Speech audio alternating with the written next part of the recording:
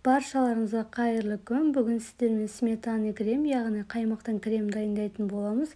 Өте дәмді, әрі өзінің формасын ұстайтын өте жақсы крем шығады. Бізге екі зат қана қажет: қаймақ және де сахарный пудра. Кез келген қаймақты қолдансаңыздар болады.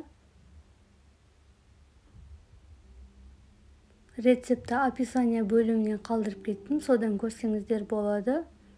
Осылай қаймағымызды салып, содан соң сахарный пудра салып, міндетті түрде миксермен жасайтын боламыз.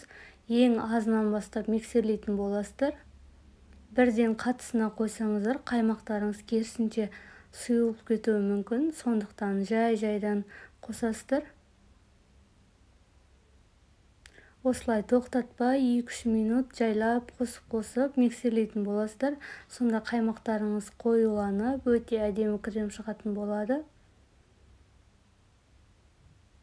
Оңай торттарға, медовый және де басқа торттарға қолдануға болады. Өзінің формасын ұстайды, өте дәмді шығады. Сіздер де жасап көріңіздер. Біздің крем дайын, өте оңай. Осылай тортымыздың арасына да, бетіне де осылай сәндеуге болады.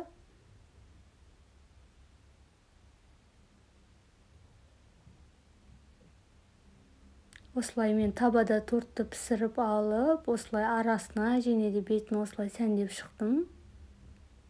Өте дәмді шықты. Сіздерге ұнаса лайк басып, комментарий қалдырып кетіңіздер. Өте керемет крем.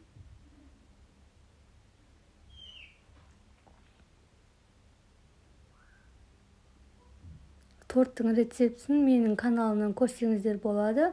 Менің каналыма жазуды ұмытпаңыз. Осылай біздің тортымыз дайын. Баршаңызға ас болсын.